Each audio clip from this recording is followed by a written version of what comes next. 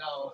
My husband likes that one, but I think he just likes everything that Mountain Dew puts out. Like he likes that Major Melon. I don't know. No, I like the Major Melon at all. They had like a Halloween one and it tasted like Was it the pitch black or whatever? It was like white. Really? Yeah. It tasted like orange girls. That sounds amazing, kind of. It was like The only one that I can remember that was like darker, like Halloween or whatever, is Mountain Dew Pitch Black. But I don't think they have that anymore. Yeah, I was at Quick Start yesterday picking up something, and I saw these in the thing, and it made my life. Are you So excited.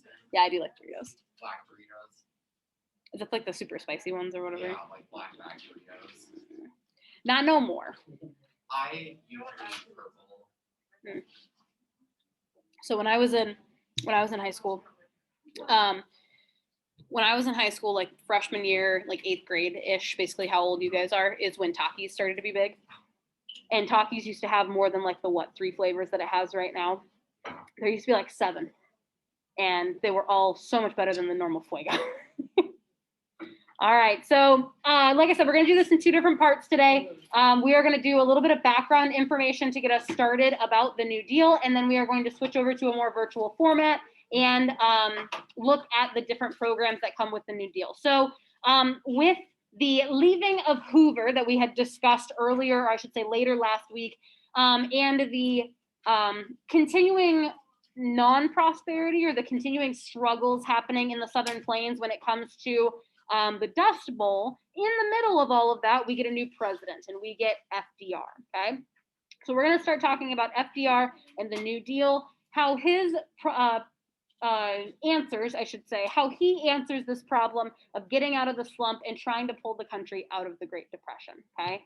So Hoover's out and FDR is in. FDR has a very successful campaign, mostly due to the fact because Hoover's relationship with the American public had absolutely crumbled. There was nothing more to save this relationship. However, Herbert Hoover still ran for a 2nd term.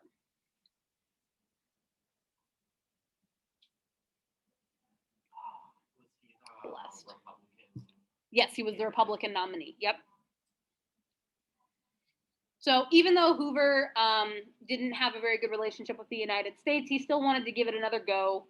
He ran for a 2nd term as the Republican nominee. His opponent, the Democratic nominee, was Franklin Delano Roosevelt, aka FDR. As you'll see, a lot of acronyms coming at you in the next couple of days, so we just call him FDR. Interesting. I'm sure he can't remember any of them. Yeah, right. So for the United States and for the people of the United States, it was a very easy decision to say goodbye to Hoover and goodbye to the Republican Party. They had been kind of split betwixt the Democratic and the Republican Party going into the 1930s anyway, or I should even say throughout the 1920s.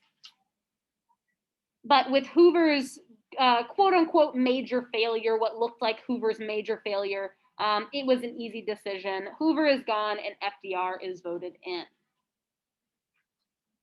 FDR was the first Democrat in like 15 years to be elected into this office because of the continued prosperity through the early 1920s of the Republican Party. And FDR has some interesting thoughts on the entrance into his presidency, okay? As you know, one of the causes of the Great Depression, or one of the things that's going to make the Great Depression worse, is how everyone really gave a lot of hope into Hoover and gave a lot of thought and a lot of grace to Hoover, who didn't really turn around and do things better. So the American people are thinking, well, why should we trust this guy? It's just another politician, et cetera, et cetera. So FDR kind of has to make a big move at the beginning of his term or at the beginning of his presidency to help people trust him. Good news for FDR, he really knocked it out of the ballpark because he has a very, very, very influential inauguration speech as he takes the presidency, which we're going to listen to basically the most important part of it. It's only going to be like 40 seconds. But his inauguration speech at the beginning of his presidency was so awe-inspiring and so good, basically, that it gave people a heightened sense of hope that they had once lost with Hoover. This doesn't sound healthy. all the hope we give given them. as we get through World War II as well, FDR gives a lot of good speeches. So let's listen to at least the most famous part of his inauguration speech. I guarantee you there's going to be an ad. So he's just Oh, there's not. Coolidge's opposite. Calvin Coolidge's opposite. Yeah, kind of. Was He's he very good with the people. Come a on. charismatic person? Yeah. To speak the truth frankly and boldly. Nor need we shrink from honestly facing conditions in our country today. This great nation will endure as it has endured, will revive and will prosper. So first of all, let me assert my firm belief that the only thing we have to fear is fear itself. Nameless, unreasoning, unjustified terror, which paralyzes needed effort to convert retreat into advance. All right. So he gives this inauguration speech about how the country is obviously not in a good spot, that it's going to be his duty. Oh my goodness. Shush, John Green. No slavery. Goodness. Scared the shit out of me. All right. So he gives this amazing inauguration speech, basically justifying the American civilization's feelings, right? That they had put in so much hope, that they had gone through all of this trauma, basically, that the country was not where it used to be, and it was time to focus up and get it back to where it was. That there was nothing for us to fear but fear itself, that we were holding ourselves back with the panic and the fear and the anxiety that we had caused, okay? So he gives this amazing inauguration speech and then immediately afterwards gets straight to work, okay? You guys have probably heard as sometime in your lifetime, when a president gets elected, they really focus on the first 100 days, okay? So right now, or I should say, within this, is it in the last week or so, Joe Biden just passed his first 100 days. But a lot of the benchmarks that we set for presidents is about their first 100 days. What can they get done off the rip in their first 100 days? And that precedent is set by FDR. Yes, Ryan? If I became president, I'd make my day 101 the most memorable. You right. Why say that? Just to kind of go against what people expect. Like, I did nothing during the first 100 days, but day 101, that's when it's going down. Okay. So the first 100 days are this precedent that we keep or hold against American presidents is set by FDR, because when FDR takes office, he does so much in his first 100 days that basically now all other presidents past him have to look up and say, oh crap, what can I get done in 100 days? Look at all what FDR did, okay? So FDR sets this benchmark for future presidents because he gets so much done. Literally within like the first 2 weeks of his presidency, he calls for these three things, or starts these three things. First and foremost is the Emergency Banking Act. This Emergency Banking Act called for the entire country to basically halt banking affairs and called for what we call a bank holiday. We have these all the time now. Every major holiday is often associated or also a bank holiday where the banks close, they get time to reset, get accounts in order, go over numbers, et cetera, et cetera. So this Emergency Banking Act that FDR immediately puts into place calls for a 4-day long bank holiday, basically over a weekend, Thursday, Friday, Saturday, Sunday. And he tells all of these banks and all of these bank owners, all right, you have 4 days, get it together. Get your accounts in order, make sure that you have all the information for all of your remaining clients, make sure that you have enough money for those remaining clients, okay? He said, you have 4 days, get it in order. If you don't have it in order, we won't support you. The federal government can give bailouts, or the federal government can help out in those instances, but you have to get those things in order for us to help you. So within those 4 days, banks step up, they get all their accounts in order, and we're already off to a better start.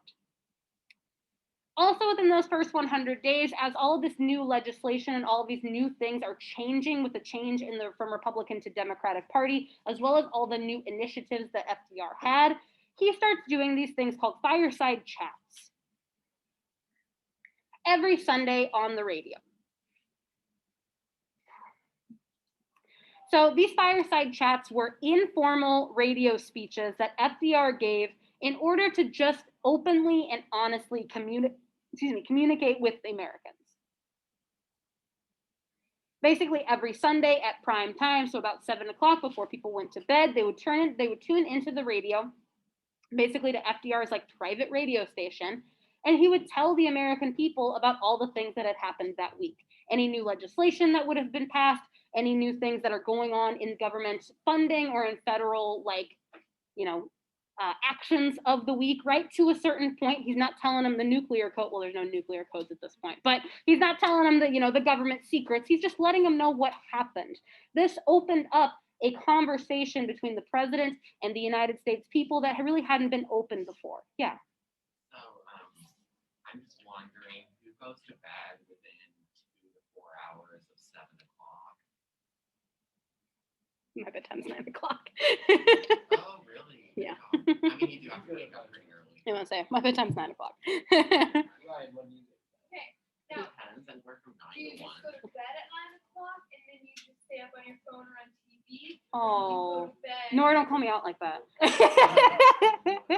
I am in bed at So- 9 o'clock. I'm asleep by like 10:30. Okay, okay. 10:30 is not even that bad. Nah, it's not. And All if right. you're like in bed already. Yeah. you're fine. I'm winding down. I don't watch TikTok all day until the end of the day. So I gotta hit my TikTok. All right. So these fireside chats are super important because not only is it, like I said, an open communication between the president and the US citizens that we really hadn't seen before, it was also like reassuring to the US citizens. Like there was all these new things changing and happening, as you'll see over the next couple of days as we look at it. And with all that change, it could be very scary. So it was really assuring to the United States citizens to hear from their leader, from their president, from their commander in chief, all the things that was happening. And it felt very open. It felt very honest. It felt very good, right? That you didn't feel like you had somebody lying to you. You felt like you had somebody who was open with you, okay? So these fireside chats were monumental. We could do days and days and days on primary documents and fireside chats, et cetera, because they were so good. And he was such a good speaker, okay? And then most importantly, within his first 100 days, he releases at least the first installment of the New Deal. This new work of Congress and FDR, fully approved, or for the most part approved by both parties, or both, I should say, cabinets. No, that's not even the same way to put it. By the executive branch as well as the legislative branch. Mostly the judicial branch. We'll talk about that later this week. But this quote unquote New Deal for Americans, this massive plan of multiple legislative things, multiple legislative accounts, things to do for the American people to help bring us out of the Great Depression. Okay? So all of this, and we're going to go through the New Deal and everything, plus everything within the New Deal within the first 100 days. So that's why he sets that benchmark. That's why the first 100 days is regarded as something super important for a new president. Okay, so when it comes to the New Deal, that's going to be most of our conversation, or the primary source of our conversation today, okay? When it comes to the New Deal, there were 3 goals of the New Deal, all right? I've laid them out here. We're going to talk about what each one is in just a second, but the 3 goals of the New Deal, very conveniently, all start with the same letter. It's called the 3 R's: relief, recovery, and reform. Relief, recovery, and reform. The 3 R's of the New Deal. All of the agencies, all of the pieces of legislation, all of the helping components of the New Deal can be categorized into one or more of these categories: relief, recovery, and reform, okay? It's the same information. I promise I didn't switch it up on you, okay? The 3 R's, this is what they look for, or this is what they are, okay? Relief, number 1. Relief is aimed at providing temporary help to suffering and unemployed Americans. The most important word in that sentence is temporary, okay? These are programs and relief agencies that are not supposed to last for a long time. It is supposed to be temporary help, temporary relief to suffering and unemployed Americans, okay? This could be doing things like providing stimulus checks or providing some form of income for those who were unemployed or without wages. This could be things like helping those inside of the Dust Bowl without the resources to get themselves out of this natural disaster, okay? Relief is temporary, not supposed to last for a long time. It will be just a short amount of time to help them get out of the spot that they are in, okay? Number 2, recovery. Recovery is designed to help the economy bounce back from the depression, okay? These are all economic systems, economic agencies that are aimed at boosting the economy back into the positive, boosting the stock market back into the positive, okay?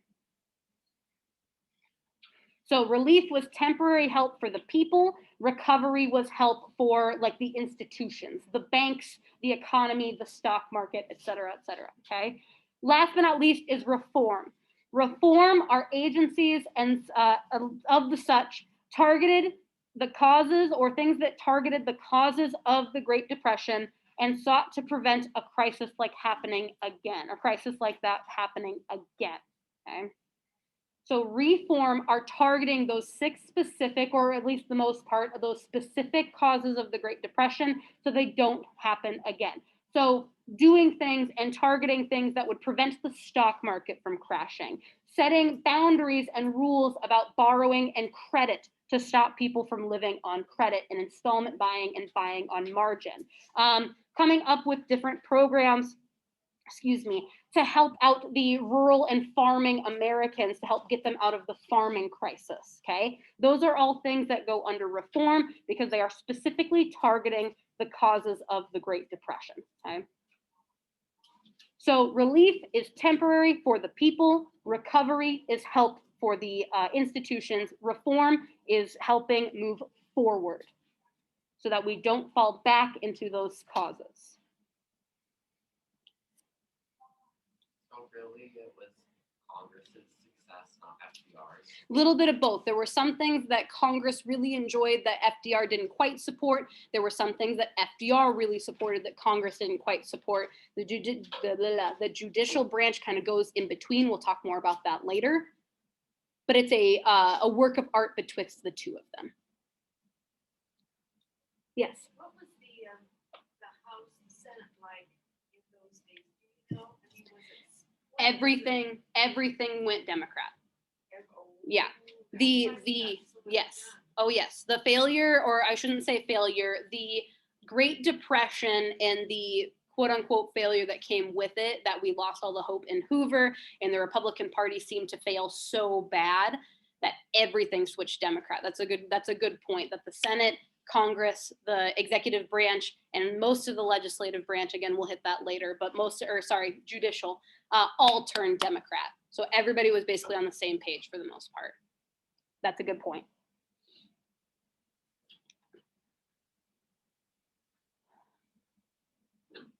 I know I sound super, super passionate about this. It's because the New Deal is one of my favorite things that I get to teach, but the 3 R's are just so important in categorizing these different agencies because there is a lot of them, okay? All right, I think that's all I'm gonna need for your paper notes. Let me double check. Yep, okay. So that's all I'm gonna need for your paper notes. You can go ahead and put those away and pull up Google Classroom for me, please. Yes, yes.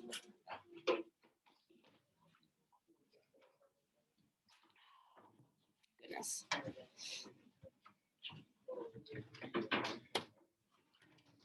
go. All right, so on Google Classroom, what you are going to see is a really simple chart that looks like this, okay? It says New Deal Agency Note Organizer. I believe it's under the caption, New Deal ABCs.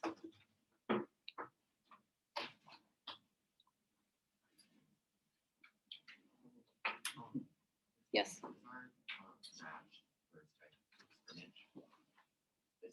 I don't know if we have one. I can double check. Okay. Yeah, we're gonna do some of it tomorrow too. All right, so this New Deal Agency Note Organizer, these New Deal ABCs is what you should be looking at. Everybody should have their own copy, okay? What we are going to do is we are going to run through the first New Deal and the second New Deal, while exploring some of the major programs and the major pieces of legislation that come out of both of those, okay? We have this first New Deal that's originally introduced within those first 100 days, and then we have extension things that go into the second New Deal. I know historians are very good at naming things first and second, right? So what we're going to do, or what this process is going to look like, is that I am going to have up on the screen, excuse me, and recorded, obviously, these different like acronym ABCs. I like to call this alphabet soup. Like I said, there's a lot of acronyms that are going to be heading your way. So this is a way that we're going to be able to organize it, okay? In the left-hand column where it says agency, underneath all of these, you're going to put the agency and the acronym, okay? Middle column, what did it do? What are the things that it did? What was it supposed to do, et cetera, et cetera. And then in the third column, in the right-hand column, you are going to categorize this agency, whatever it may be, into a relief, a recovery, or a reform movement, okay, or a reform agency. It is possible to have an agency that goes into more than one. So it may go into relief and reform. It may go into recovery and relief. It is up to you. It is your decision, okay? As we are going through, if you put these in the categories as we are going for it, awesome. If not, if you want to wait till the very end to review all of it, that's fine as well. But at the very end, we are going to be kind of pulling examples from each of those categories. So make sure that all of them have a category. Does that make sense? Okay, so with that being said, we are going to go ahead and start with our New Deal's ABCs, our acronyms galore. There is a lot of them, so let's go ahead and get started. We're going to go through as many as we can today and pick up wherever we left off tomorrow, okay? All right, are we ready? Thumbs up. We've got big brains, right? We can hold all these letters in it. We hold all the letters anyway. We've got it. All right. We need a shakeout. A-Y-M-C-A-K.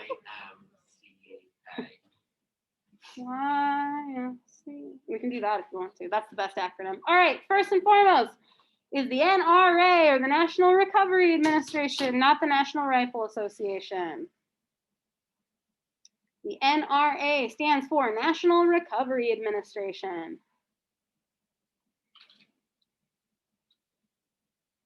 So the National Recovery Administration also in turn creates, or is created, I should say, by the National Industrial Recovery Act.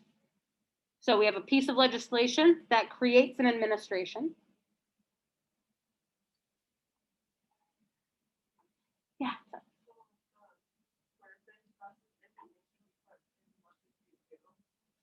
Yes, so like this is the agency, NRA, National Recovery Administration. All of this stuff is basically what it did. And then you're going to put it into relief, recovery, reform. So what did it do, all right? The NRA standardized the price of goods and working hours for the most part, okay? This was a way to look at the industries and say, hey, you can't charge these exuberant, way over the top prices because everyone is poor. There's no reason that an industry or two different industries selling a t-shirt should have such, way over the top prices. A t-shirt in this industry should be about the same as a t-shirt in another one. They also standardized for the most part working hours, meaning that certain industries could not put out more than a certain amount of working hours, that people deserved a break. This was a huge deal because a lot of the industries that were still up and running after the Great Depression or after the stock market crash didn't have a whole lot of employees, and the employees that they did have were working massive amounts of overtime to be able to provide for their family. So the NRA basically said, hey, you can't treat people like slaves. That's kind of like the whole point of the Civil War, right? You can't treat people like slaves. You have to give them a break. They can't work this many hours. One of the things about the NRA is it's symbolized by this blue eagle, and it's holding basically a gear and a lightning rod on the other part because it was a massive union movement. Basically, they were taking advice and taking lobbying from different unions on how workers should be treated. Yes, Ryan? Was this a federal administration? Yes, all of these are federal administrations. They may have like state affiliates, which we'll talk about in a little bit, but all of these are federal administrations. So Some of them still exist, some of them don't still exist. So they have like federal power. Yes. Yep. They have federal funding. They have federal agencies looking over them. Some of them may have state affiliates. Some of them are still alive. Some of them are not. Just depends. Okay. All right, so the NRA, the National Recovery Administration, standardized prices and goods of goods and working hours. Please go ahead and put it, whether you think it's a relief, reform, recovery, et cetera, or if you want to wait till the end, that's fine. But thumbs up for the NRA, our first of our alphabet soup. All right, awesome. Let's go ahead and move on to the second one, is the AAA.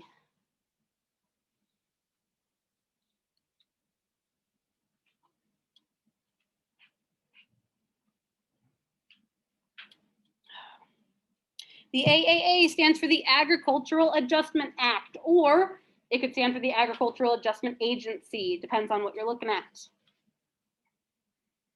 The Agricultural Adjustment Act or the Agricultural Adjustment Agency paid farmers not to plant crops and to reduce marketable livestock in order to end overproduction and raise crop prices.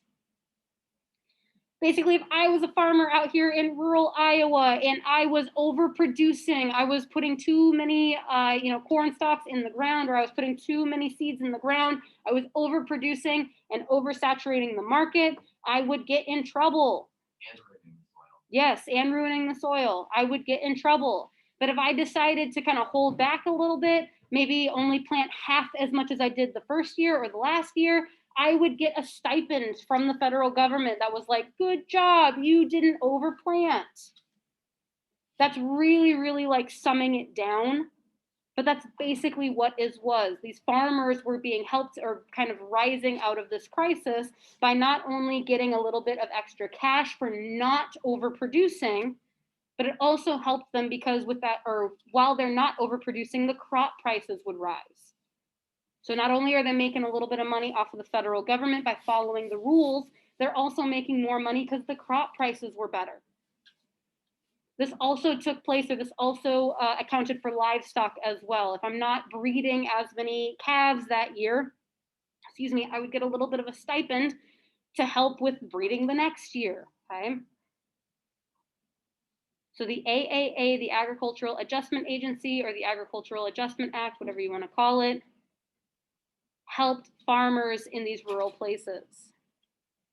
It's our country, let's conserve it. Helps farmers hold the soil for their nation. We weren't overproducing, we weren't ruining the soil, we weren't over stockpiling, we were doing better.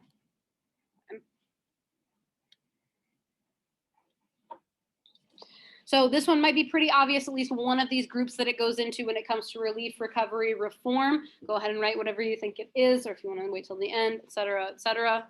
Any questions that I can answer for the Agricultural Adjustment Agency? This one has an interesting backstory, or has kind of a rocky back and forth. Interesting. Of course, it's got all of the nutritional values.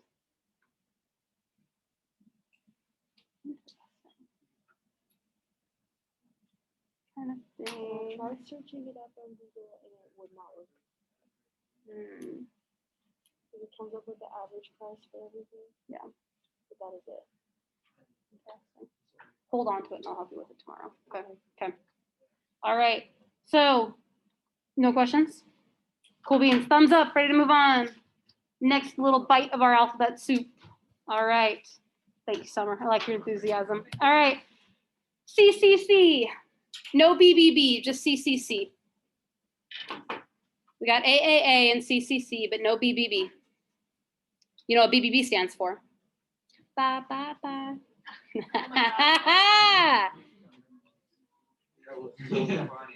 Boo. I got to throw a couple of them in there. You guys are just lucky I didn't put the "it's gonna be May" on you guys. All right, so the CCC stands for the Civilian Conservation Corps. So the Civilian Conservation Corps is arguably one of the most successful of these agencies of the New Deal program. Its main goal, or its main purpose, was to hire unemployed young men, normally between the ages of 18 and 25, so like truly young men, okay, to work on public works projects, such as planting trees, building roads, making national forests, et cetera, okay? So as well as agency being funded by the federal treasury, they're also paying these people using the federal treasury. Yep, basically. Where is all this money coming from? There's going to be a little bit of a hike in taxes over the next couple of years when FDR becomes presidency, but More people are making more money. Yeah. the economy is going to bounce back a little bit higher, so the federal government's going to make more money, basically. It's a whole big circle. It's a whole big you're saying process. We aren't really in debt until later. Yeah. So we made our Which president did we get really in debt for? really in debt. What was it, Trey? How many trillion Honestly, in debt FDR. Ugh. right now? What was it? Wasn't it like 3 trillion or something like that? What we looked at the other day? Something like that. Nora asked a good question. She's like, when did we start really getting in debt? Now. FDR. But I'll explain why as we go through, okay? So the Civilian Conservation Corps was a, basically, at the state level, the state government and the federal government would come together and say, all right, I need this many people to work for this amount of time, whether it be weeks, months, even years. And they say, all right, we're gonna go take you to this little camp. That's where we get the CCC camps. There's a bunch of them that are dotted throughout the United States still. I think there's at least 2 in Iowa, okay? They would take them to these camps and say, all right, you're gonna live here for the next couple of months, maybe a year, okay?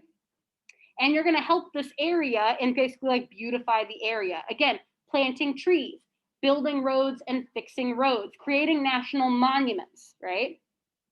Or improving national monuments that are already there, okay? The specific reason that they wanted men from the ages of 18 to 25 is because generally men from the ages of 18 to 25 are unmarried and are able to leave home without leaving anything behind, okay?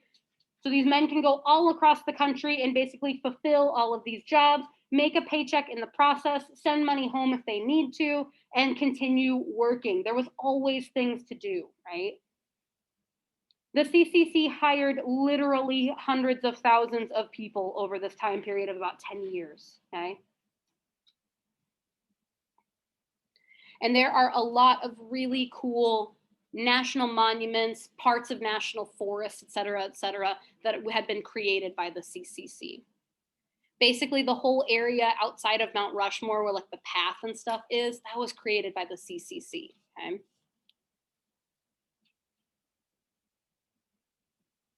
All right. Was Mount Rushmore finished by now? Not quite. I think they had a little bit more to go. The youngest one on it. Is that what you're gonna say? No, the oldest, like the latest one on the. Teddy Roosevelt.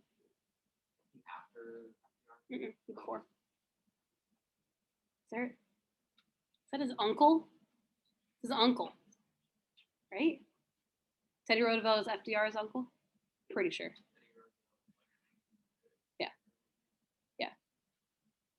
Because he was imperialism. Yeah. All right, so thumbs up, CCC. This one might be a little bit harder to place within our 3 R's, but get the gist. Yes, Ryan? Fifth cousin. Way off. I thought it was closer than that. Oh, but. Thought it was way closer than that. First Lady Eleanor Roosevelt, FDR's wife, was Theodore's niece. Wow. Keep it in the family. All right, let's move on to the next one. This is the FDIC. Too many letters. Right? We're getting out of our 3-letter acronyms. We're heading into the 4 letters. We're in the big dog territory now. All right. The FDIC might sound the most familiar out of most of the ones that we've been talking about because the FDIC is one of the ones that lasts up until today. In fact, every single time you go to the bank, you will see this FDIC logo. The FDIC stands for Federal Deposit Insurance Corporation. If it's insurance, we can probably have a guess as to it's saving somebody or like looking out for someone, right? But the FDIC, what it does and what it still does is it is established to protect bank deposits up to $5,000. And this is $5,000 in 1932. Today, it's about $250,000, depending on what bank you're at. So is that per account? Yes, per account. So that's why you should never have more than $250,000 in. Without more insurance, you can get other insurance to protect that stuff, but Did any of you guys hear the story about the time that tried to spend $70,000 at Walmart. Did that. Did he? It's the biggest purchase in Walmart. Yeah. Oh, really? That's fun. That's a fun fact. I didn't know And that. then like somebody called him and said, somebody's trying to hack your account because it said that his card was due money. Oh, And he's like, how embarrassing to be Shaq up at the register at Walmart and your card declines. yeah, and he said his words exactly were, I know I'm not broke. That's a mood. That's a mood. Okay, so basically, the FDIC, it protects your bank deposits up to $5,000 in 1932. Today, it's around $250,000. Like I said, if I'm like Kim Kardashian and I've got $1 billion in the bank, I can have other insurance on top of that to protect my money and protect my assets. But for the normal person, $250,000 is about enough, okay? Basically, what happens is that if the bank fails for whatever reason and they lose your money, you're not able to get your money back, et cetera, this insurance protects your money. So eventually you will get that money back. Yes. So like a lot of people have a medical account, a medical savings account. Like a health savings account? Yes. And so would that be considered a whole entire different account, even if it's Mhm. tied to your? So every single different section of deposits you make is a different bank account, Yeah, basically. basically. So like, let's say that I wish I did. Let's say that I had $250,000 in my checking account and $250,000 in my savings account. And for some reason my bank fails and I don't have access to any of it. Eventually the FDIC, like within a very short amount of time, the FDIC will make sure that I have $500,000. Cold hard cash, Cold hard cash, or at least a check to deposit somewhere else. Venmo. Yeah. Put it in my Venmo account. I mean, honestly, that's Paying for all of they're it. gonna start doing. Yeah. Versus- So because a check is, Yeah. it's not as well active in a lot of ways. most of the FDIC, or like where the FDIC gets most of its use, is with like small credit unions. Because like for the most part, big corporations like Wells Fargo or what's another one, like U.S. Savings Bank or something, isn't going to fail. But let's say like my bank is Collins Community Credit Union, which is in Cedar Falls, right? Let's say Collins fails for some reason. The FDIC is going to protect my money and my assets. Okay. All right. Thumbs up. Ready for the next one? Awesome. Fantastic. Let's move on. Let's talk about FERA. FERA stands for the Federal Emergency Relief Act.